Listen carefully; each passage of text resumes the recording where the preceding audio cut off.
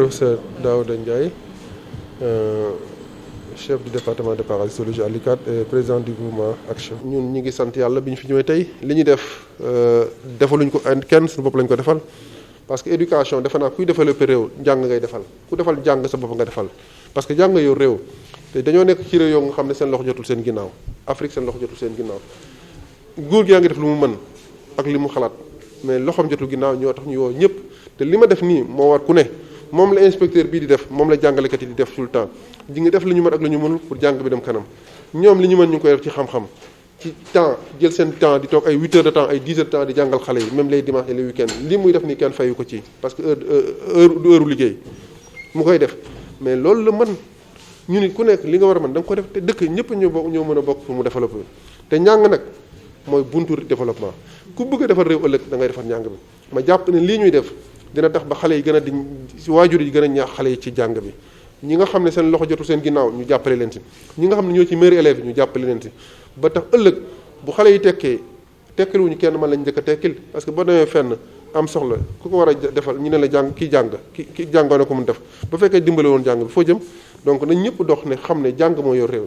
ku mën na nga ci jàpp bu kenn xeeb dara big bi ngay joxe bu ko xeeb xam-xam bi ngay joxe bu ko xeeb je pense que bu ñu ko defee ensemble dëkk bi dina jëm kanam di gërëm baax a baax parents d'élèves yi nga xam ne ñu ngi ñaax xale ñu jàng parce que tey parents d'élèves bépp bu parents d'élèves bu ñaax doomam ñu jàng kooku dañu ko war a gërëm parce que xale bu jàngul danger la ci réew muy jàng alxuraan bi muy jàngal l'école lu mu mënta dañ ko jàngal muy jàng métier fekkee ne loolu la ku nekk daal surtout fii jàngal la ñu wax fii jàng tubaab bi nañu ñaax parents yi ñu gën a continuer jàngal seen ñu gëm la nag fii mën nañ fa tekkee ñu bañ a topp ñi leen di wax noonu fii kenn mënu fee tekkee wala amul njëriñ jàng bi si am na jàng am na njëriñ ñu jaajëfal parents yooyu di sant bu baax a baax jàngalekat yi ñu budul woon ñoom dina ñaaw trop wax dëgg yàlla seen jot seen njëriñ seen xam-xam seen alal seen temps lépp jàngalekat yi donc ku gërëmul jàngalekat góobu koy gërëm donc moo tax ma leen di gërëm di leen sant di gërëm waaw teewaaw nit fi ñu fi teew di sant xalif bi di ko nuyu di ko ñaanal yàlla fanu gudd gu ànd ak wér di ñaanal Sénégal gépp jàmm ak salaam. Sénégal lam daal li ma leen di ñaanal mooy ñi may ñaan rek mooy ñu xam ne yëfi jeexagul te képp ku leen ne mën na xeex mbas mi moom rek muy état wala benn nit deex na boppam. les grandes pandémies bu ñu koy xeex communauté bi moo ko gagné mooy askan wi mooy bàjjenu gox ba mooy imam ba mooy jàngalekat bi mooy ASC ba mais surtout mooy ku ci nekk ci ñun liñ lay digal nga def ko. parce que tant que nit même bu nit ñëpp doon wax lépp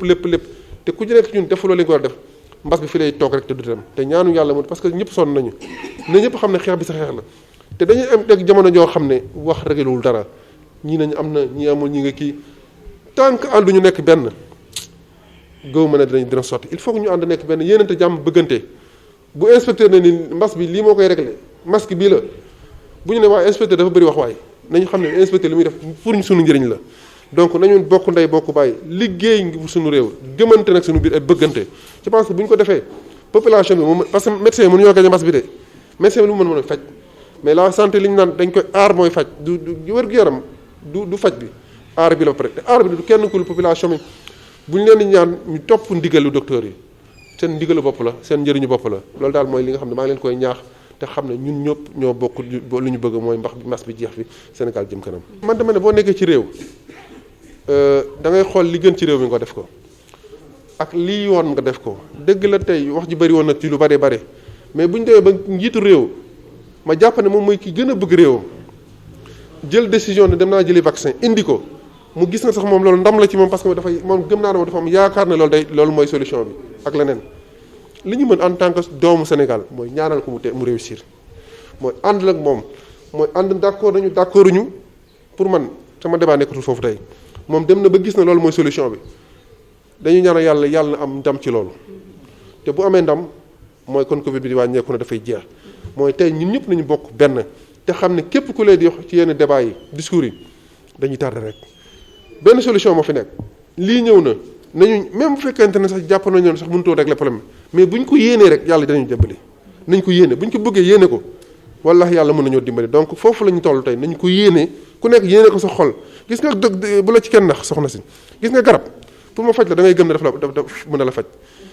am na ñoo xam ne meilleur médicament jox nañ ko du faj parce que gëmuñu ko am na koo xam ne ba nga koy jox ndox wala am nañu ci ko appelé placebo loo xam ne la dara nekkul ci biir ab pëndax la rek poudre nit ki nga ne ko jox ma garab docteur bi ko jox mu ne moo koy faj bu ko joxee day déwér parce que c'est psychologique. fii aussi moo tax am na ñoo xam ne bu ñu leen jàppee ne vaccin baax loolu kii seen xel day naax te bu naaxee du baax te nag gëwuma ne kenn ci réew di nga wër sa réew di ko dugal ci guddi goo xam ne baaxul ci ñoom nit mënu ko sax xalaat te ki fekk man en tant que doomu Sénégal nañ ñaan yàlla yëf yi am jeexital ñu mu réussir ñu nekk bloc ci ginnaaw président parce que loolu fi toll ñu ànd ak moom ñaanal ko mu réussir parce que ndamu président ndamu inspecteur la sama ndam la ndamu ñëpp la te ndamu Sénégal day dépasser Sénégal day nekk affaire de continent day nekk affaire de réew mooy Sénégal kat nekk te jël nañu vaccin ñeneen ñaa ngi doon boo du dox mu ñëw mu dox mais loolu fierté la donc soyons fiers de nous ñu xam ne foofu lañ toll àdduna dafay dox coow lu bëri nañu bëgg suñu réew dox ko man fekkoon na nga ñëw sax pour wax dëgg la mais booy jëf tey ki nit mënoon na ñëw ne bon vaccin par exemple bu leen ko jël mais mu indil ñu ay milliards yu max milliards yu gel dans la déglu mais mënoo sànni leen te tegaloo fa dara man loolu mooy sama problème ce qui fait que ñun man damaa jàpp ne man maa gën a bëgg di Sénégal maa ci gën a tuuti ci ñi ko bëgg rek ñoo fi nekk donc ñooñu laay waxal ñu tuuti yi nga xam ne ñàkk nañu peut dañoo xamul ma ñaax leen ne la jamono jii du jamono waxtaan yu wax ju bëri nañu ànd bokk ndey bokk baay yàlla dimbali ñu génn ci li nous avons voulu comme nous le faisons à l'accoutumée accompagner les autorités académiques les autorités en charge de l'éducation pour amélioration des performances scolaires comme le veulent nos autorités étatiques notamment le président de la République et tout son gouvernement donc qui ne cesse en tout cas d'appeler les Sénégalais à accompagner l'éducation qui ne cesse d'appeler les partenaires à accompagner l'éducation pour une bonne performance de nos élèves. Et dans ce cadre-là, à travers notre mouvement Action sociale, nous avons voulu mettre en place un système de l'excellence qui consiste à récompenser les meilleurs élèves dans les différentes localités du Sénégal et les pousser à persévérer et à maintenir les acquis pour qu'ils puissent revenir demain avec des diplômes qui permettraient au Sénégal d'être un pays développé, pour ne pas dire en voie de développement. Donc nous pensons qu'il revient à tous les Sénégalais qui ont les moyens de redescendre sur le terrain, d'aller à l'école, de revenir vers l'éducation et d'accompagner le système. Je pense qu'il y va de la crédibilité d'un pays, parce que qui dit éducation dit développement, qui dit développement dit éducation. Rien ne se fera sans l'éducation. Et c'est pourquoi pour également aider, non seulement primer les meilleurs élèves, mais également aider certaines familles vulnérables pour qu'elles puissent accompagner leurs enfants dans leur réussite scolaire. Nous avons jugé utile quand même de pérenniser cela et surtout également remercier les enseignants qui ont beaucoup fait pour le Sénégal, les encourager dans leurs activités parce que si les enfants réussissent demain, c'est vrai qu'ils réussiront pour les parents, mais ils réussiront d'abord pour le Sénégal. Et pour qu'ils réussissent pour le Sénégal, il faut impérativement qu'ils passent par la réussite de l'académie, par la réussite des enseignants et de l'administration éducative. Donc c'est ce qui explique notre venue ici, et dire que nous sommes encore très heureux d'être là et remercier encore une fois les parents d'élèves. Félicitons les enseignants du Sénégal, ici représentés par l'inspecteur, qui ne ménage aucun effort pour améliorer les conditions d'études, mais également pour assurer la réussite de nos enfants. Je dirais qu'elle appelle au Sénégal et lambda, parce que vous savez, comme on l'a toujours dit, l'État ne peut pas tout faire. L'État est en train de faire un excellent travail en matière de vision stratégique, en matière d'organisation. Donc c'est à nous, Sénégalais, d'accompagner les enseignants dans la lutte contre cette pandémie-là. Parce que si tous les Sénégalais qui ont les moyens revenaient et aidaient nos braves enseignants, je pense que cette pandémie ne toucherait pas. Même si ça allait toucher les enseignants, c'est à moindre mesure. Donc pour moi, je dirais à tous les Sénégalais d'accompagner les enseignants, d'accompagner les élèves, d'accompagner l'école sénégalaise, surtout en période de pandémie où les moyens font défaut à tous les niveaux. Ce n'est pas uniquement au Sénégal, mais au niveau mondial, en matière logistique, en matière de moyens. Donc que tout le monde puisse comprendre qu'il y va de l'intérêt national d'accompagner l'éducation, il y va de l'intérêt national d'aider ces braves enseignants à barrer la route à la Covid-19 en leur dotant de masques, de gel de lavoir, de produits désinfectants, de tout ce qu'ils peuvent donner pour que quand même que l'école ne soit pas une source de contamination de la Covid-19. L'appel que je lance est un appel des patriotes, d'un patriote sénégalais, d'un citoyen lambda, qui a vu un président, un chef d'État, qui s'est investi pour faire doter de son pays un vaccin. Quelles que soient les difficultés au préalable, quelles que soient les incompréhensions, une fois que le chef de l'État a pris la décision, parce qu'il est entouré d'experts, comme il a dit hier,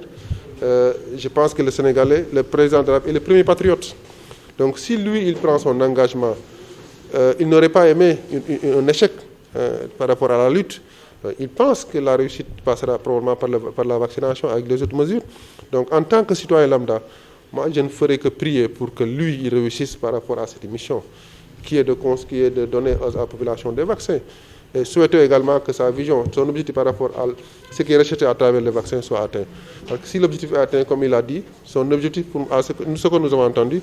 est de faire en sorte que l'élimination de la Covid soit une réalité. Donc prions ensemble et soyons unis autour de lui. Je pense qu'aujourd'hui, ce n'est pas un moment de divergence ou de polémique. Il est arrivé un moment donné où un pays doit prendre ses responsabilités. Il peut y avoir des polémiques, des discussions, etc. Mais si arrivé à un moment donné où un président prend ses décisions et fait une chose qu'il pense être utile pour la population, pour cela, qu'on soit un bloc autour de lui, qu'on soit un bloc autour de tout le monde, qu'on oublie nos indifférences, nos désaccords sur le plan même scientifique et sur tous les plans. Même si je n'étais pas d'accord ou je suis d'accord, ce n'est plus le plus important aujourd'hui que l'autorité a pris une décision. C'est engagé pour ça. Et surtout qu'aujourd'hui, avoir des vaccins n'est pas donné à tous. Je pense que le Sénégal fait partie des 7 pays africains qui ont les premiers à avoir ces doses. Et tout le monde sait que ces doses ne sont pas importantes en termes de quantité par rapport au ratio. Et si vous voyez ce qui a été organisé hier, et il a dit hier, c'est un grand jour pour lui. Ne serait-ce que pour ça, on doit prier pour qu'il réussisse. Et ne serait-ce que pour ça, nous au Sénégal, à un moment donné, il faut qu'on voit pas le Sénégal et lambda, il faut qu'on voit le Sénégal. Parce que d'autres pays qui n'ont pas eu la chance que le président a eu, l'initiative, vont regarder. Et moi, j'aurais aimé, quand je voyage demain, qu'on dise « Ah, le Sénégal a fait une bonne décision en prenant les vaccins. » Et voilà les résultats aujourd'hui. C'est la seule préoccupation. Aujourd'hui, c'est la seule logique ici et il faut aller vers ça. Donc, soyons unis autour de l'essentiel. Oublions nos différences. Oublions nos désaccords sur beaucoup de choses. Il y a un seul objectif. Il y a des vaccins. Aidons-nous pour faire en sorte que ce monsieur qu'on appelle le président réussisse par rapport à sa vision.